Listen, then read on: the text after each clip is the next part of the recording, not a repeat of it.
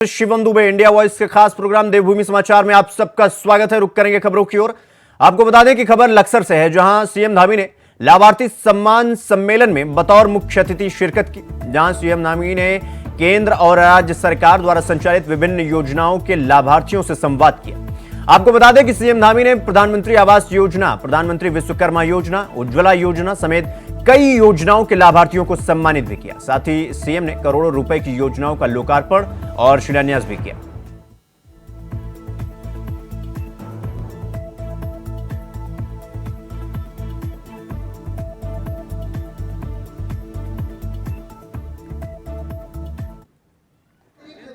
व्यवस्था की है, प्रधानमंत्री आवास मिला है, किसी को आयुष्मान भारत योजना का लाभ मिला है, बेटी बचाओ बेटी पढ़ाओ योजना के अंतर्गत अनेक बेटियों को आगे बढ़ने का अवसर मिला है। इसी प्रकार से अगर हम बात करें तो आज अभी जैसा माननीय निशंक जी ने कहा, 20,000 हमारी बहनें, हमारी दीदियां लखपति दीदी बनी है। और ये लक्ष्य मैंने पिछले दिनों जब हरिद्वार में हम अपने मातृशक्ति के सम्मेलन में उत्सव में आए थे, तो मैंने कहा कि जहां भारत सरकार ने 1 करोड़ 2 करोड़ पहले लखपति दीदी का योजना, लखपति दीदी बनाने का लक्ष्य हमारे प्रधानमंत्री जी के नेतृत्व में लिया गया था, उस लखपति दीदी में 1 करोड़ को और बढ़ाते हुए, यानी कि पूरे देश के अंदर 1 करोड़ बढ़ाने का लक्ष्य लिया गया। तो हमने भी उत्तराखंड के अंदर जो लक्ष्य लिया था, उस लक्ष्य को हम भी बढ़ाएंगे और उसी रेशियो में हम भी आगे बढ़ाएंगे। हरिद्वार के अंदर अपार संभावनाएं हैं उस क्षेत्र में कि लखपति दीदी बनाई जाए, हमारे नौजवानों को पढ़ाई लिखाई के लिए अनेक प्रकार से सुविधाएं दी जाए, किसानों के लिए जो अनेक योजनाएं, आज चाहे किसान सम्मान निधि योजना हो या अन्य योजनाएं हो, उस पर हम प्राथमिकता से केंद्र की सरकार हो या राज्य की सरकार हो, तेजी से काम कर रहे हैं। माननीय प्रधानमंत्री जी के नेतृत्व में आज हमारी सरकार समाज के अंतिम छोर में खड़े हुए व्यक्ति तक योजनाएं पहुंचाने के लिए, उनके जीवन को ऊपर उठाने के लिए, उनके बच्चों का भविष्य अच्छा हो, उनको हर प्रकार की सुविधा मिले, उसके लिए हर संभव हम प्रयत्न कर रहे हैं। हमारी सरकार गरीबों को समर्पित सरकार है और गरीबों की आवश्यकताओं को भी भली भांति जानती है कि उनकी आवश्यकताएं क्या है। हमारी सरकार योजनाओं को जन जन तक पहुंचाने के लिए रात दिन काम कर रही है। तो वहीं मंगलौर गुड़मंडी में सरकार द्वारा चलाई जा रही विभिन्न योजनाओं का लाभ ले रहे हैं लाभार्थी किसान सम्मान योजना कार्यक्रम आयोजित किया गया, जिसमें कई विकास कार्यों के लोकार्पण किए गए। साथ ही लाभार्थी सम्मान समारोह में मुख्यमंत्री पुष्कर सिंह धामी ने लाभार्थियों का सम्मान किया। कार्यक्रम में पहुंचे हरिद्वार सांसद रमेश पोखरियाल निशंक ने कहा कि बीजेपी सरकार ने देश में विकास की गंगा बहा दी है। प्रदेश अध्यक्ष महेंद्र भट्ट ने कहा कि प्रदेश सरकार ने हजारों करोड़ रुपए की जल परियोजनाओं की सौगात दी है। आयुष्मान भारत योजना की बात करें, हर घर नल से जल की बात करें, या वैक्सीन देने की बात हो, या अन्न उपलब्ध कराने की बात हो, चाहे लखपति दीदी बनाने की बात हो, अगर हम इसकी बात करेंगे तो काफी समय लग जाएगा भाइयों बहनों, लेकिन वो योजनाएं हम गिनाते गिनाते वो पूरी नहीं कर पाएंगे, क्योंकि आज कोई ऐसा क्षेत्र नहीं है। अगर लाभार्थियों के बीच में हम आए तो मैं कह सकता हूं कि आज देश का हर एक व्यक्ति लाभार्थी है। मैं देख रहा था कुछ ऐसे नेता जिन्होंने अपने कालखंड में जब वो सत्ता में रहे केवल और केवल अपने परिवारों के लिए काम किया है, या बहुत ज्यादा अपनी पार्टी के लिए काम किया है, पार्टी का अस्तित्व बचाने के लिए काम किया है, जिन्होंने घपले घोटाले किए हैं, वो कहते हैं कि मोदी का परिवार नहीं है। भाइयों बहनों, मोदी का परिवार आप सब हैं। मोदी का परिवार पूरा उत्तराखंड है, मोदी का परिवार पूरा देश है। खबरों में आगे बढ़ेंगे। अगली खबर देहरादून से है, जहां प्रदेश में किसी विरोध प्रदर्शन या हिंसक प्रदर्शन के दौरान अगर सरकारी या किसी की निजी संपत्ति को नुकसान पहुंचाया तो अब उसकी खैर नहीं होगी। प्रदेश की पुष्कर सिंह धामी सरकार जल्द ही इसे लेकर एक कानून लाने की तैयारी कर रही है। इसके तहत दंगाइयों से ही नुकसान की भरपाई कराई जाएगी। धामी कैबिनेट में इसे लेकर विशेष ट्रिब्यूनल के गठन को मंजूरी दे दी गई है। सीएम धामी ने अपने सोशल मीडिया अकाउंट पर इसकी जानकारी शेयर करते हुए कहा कि प्रदेश की शांति व्यवस्था भंग करने वालों की अब खैर नहीं है।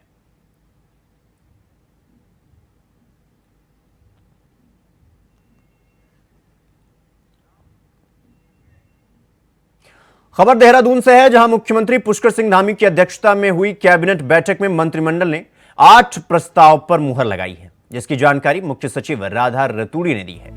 निजी क्षति वसूली प्रस्ताव पर भी कैबिनेट की मुहर लग गई है, जिसके तहत दंगों और अशांति मामलों में सार्वजनिक संपत्ति के नुकसान की वसूली नुकसान पहुंचाने वालों से की जाएगी। इसके लिए एक क्लेम ट्रिब्यूनल का गठन किया जाएगा। तो वहीं कांग्रेस अध्यक्ष करण माहरा ने सरकारी संपत्ति के नुकसान की वसूली पर सरकार की तारीफ करते हुए कहा कि यदि कोई भी व्यक्ति सरकारी संपत्ति को नुकसान पहुंचाता है तो उसे जरूर वसूली किया जाना चाहिए।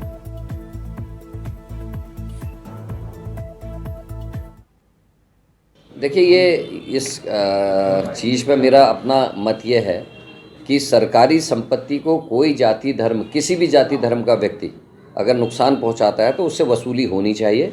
और ये अच्छा कदम है, क्योंकि सरकारी संपत्तियां जो बनती हैं वो आपके हमारे टैक्स के पैसे से बनती हैं।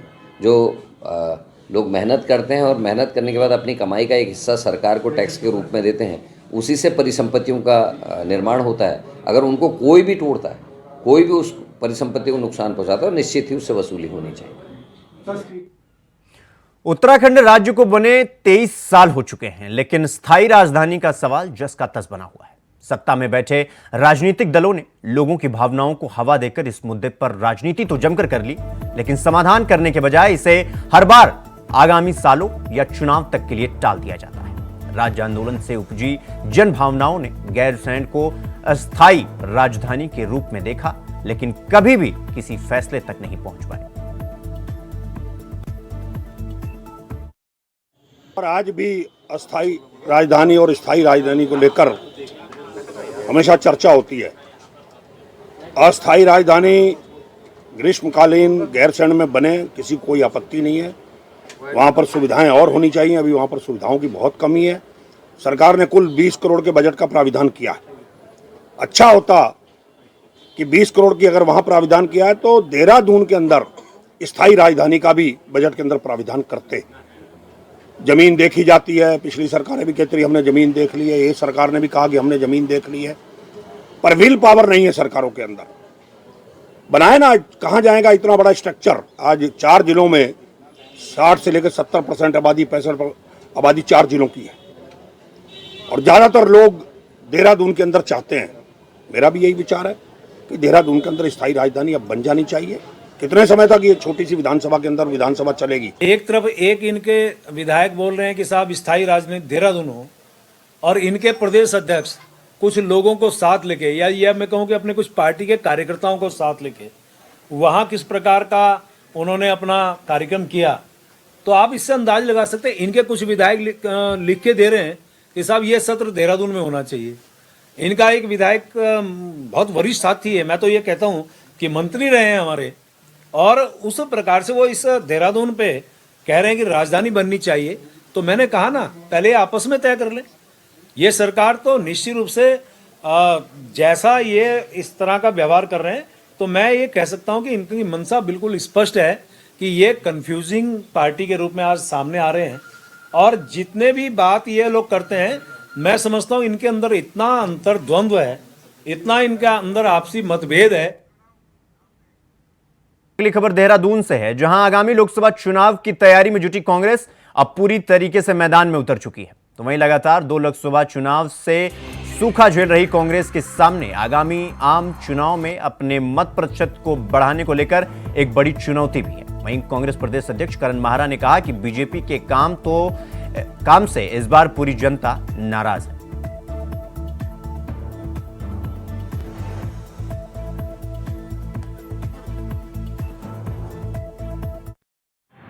राजनीति में या लोकतंत्र में सारी चीज़ें, रिजल्ट्स जो हैं वो डिपेंड करता है, रिजल्ट डिपेंड करता है पब्लिक के द्वारा दिए गए सपोर्ट पर। अब देखना है कि पब्लिक को नौकरियां चाहिए, रोजगार चाहिए, महंगाई कम करनी चाहिए, या अंकिता भंडारी को न्याय दिलाने के लिए लोग वोट कर रहे हैं, या महिला अपराध में उत्तराखंड पहले नंबर पर आ गया है 9 हिमालय राज्यों में, इस पर वोट कर रहे हैं, केदारनाथ की में जो सोने की चोरी हुई है उस पर वोट कर रहे हैं, या जोशीमठ की बर्बादी पे वोट कर रहे हैं, या भर्ती घोटालों पे वोट कर रहे हैं, या फिर हिंदू मुसलमान के नैरेटिव पे वोट कर रहे हैं। ये जनता ने तय करना है कि उनको रोज़गार चाहिए या नहीं चाहिए, उनको महंगाई कम होना उनको ज़रूरत है या नहीं है, या उनको बेटियों के ऊपर हो रहे, पूरे राष्ट्र में जो अपमान बेटियों का हो रहा, मणिपुर से लेके खिलाड़ियों तक और खिलाड़ियों से लेके अंकिता तक, पब्लिक के रुझान पे डिपेंड करता है कि पब्लिक हिंदू मुस्लिम के नैरेटिव पे वोट देगी या पब्लिक वास्तविक जो मुद्दे हैं इस राज्य के उस पर वोट देगी।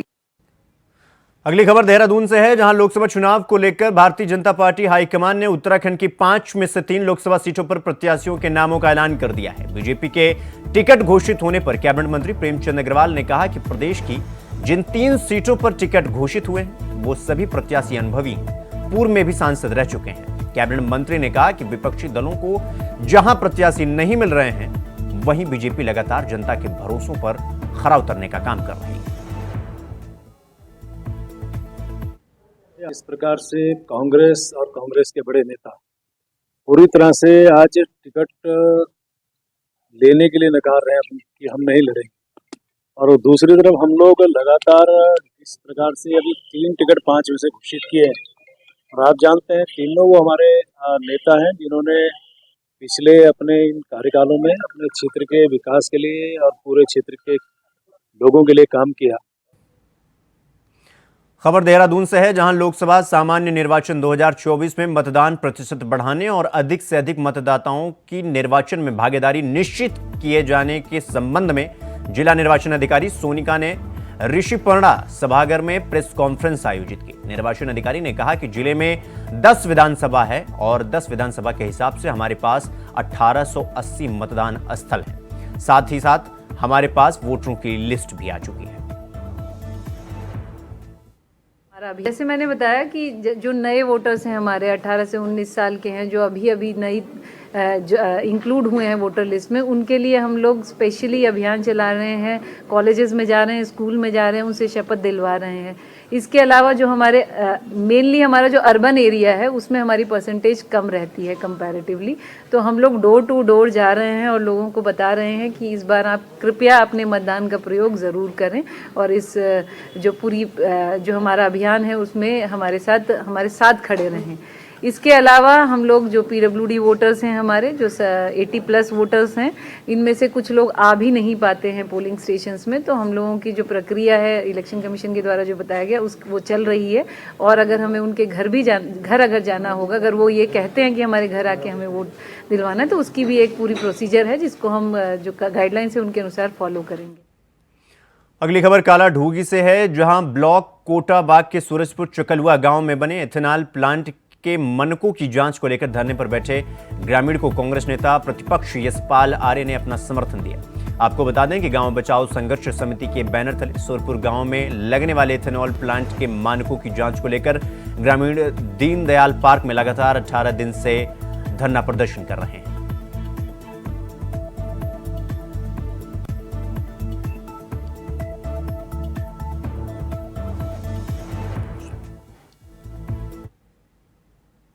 खबरों में आगे बढ़ेंगे। अगली खबर गैरसैंण से है, जहां भले ही उत्तराखंड के विधायकों को गैरसैंण में विधानसभा सत्र के दौरान ठंड लगती हो, लेकिन भारी बर्फबारी के बीच भी गैरसैंण विधानसभा में कर्मचारी अपने काम को लेकर खुश हैं। कर्मचारियों का कहना है कि बर्फबारी ज्यादा होने की वजह से विधानसभा में चारों ओर बर्फ की चादर बिछी हुई है। पर्यटक विधानसभा में पड़ी बर्फ को देखने के लिए भी आ रहे हैं। बड़े पैमाने पर तमाम पर्यटक इन नजारों का लुत्फ उठाने के लिए यहां पहुंच रहे हैं।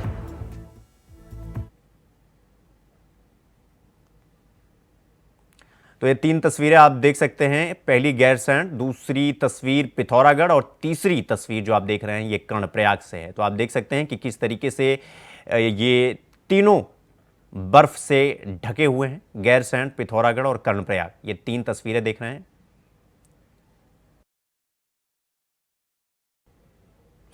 तो वहीं रुड़की के भगवानपुर में भारी ओलावृष्टि से किसान सदमे में पहुंच गए हैं। भगवानपुर में हुई ओलावृष्टि से सरसों, गेहूं और आम की फसल बर्बाद हो गई है। ओलावृष्टि से सब्जियों को भारी नुकसान हुआ है, जिससे अब सब्जियों के दाम बढ़ सकते हैं।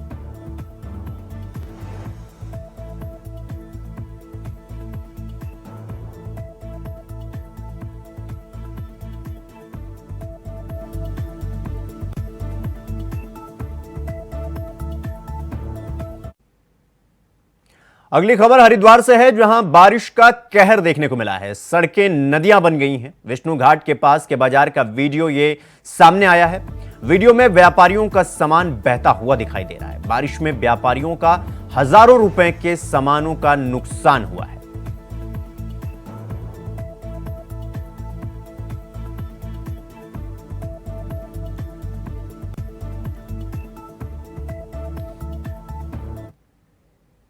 तो वहीं कर्णप्रयाग में बारिश के चलते जगह जगह सड़कें बंद हो गई हैं। कर्णप्रयाग पोखरी मोटर मार्ग पर सेमी ग्वाड के पास ट्रक धंसने से करीब 4 घंटे तक सड़क जाम हो गई।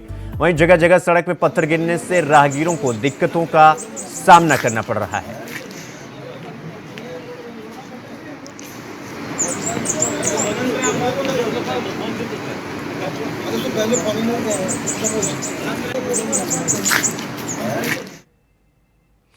अगली खबर देहरादून से है, जहां राज्य का स्वास्थ्य महकमा चारधाम यात्रा की तैयारी में जुट गया है। स्वास्थ्य सचिव डॉक्टर आर राजेश कुमार ने कहा कि चारधाम यात्रा से पहले बद्रीनाथ और केदारनाथ में अस्पताल शुरू हो जाएंगे।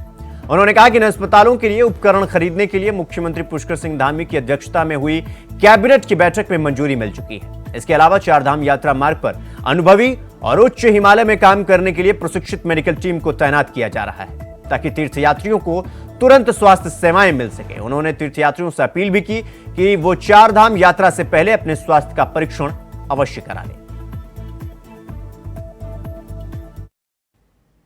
देवभूमि समाचार में फिलहाल अभी के लिए बस इतना ही। देश दुनिया की तमाम खबरों को देखने के लिए देखते रहिए इंडिया वॉइस। नमस्कार।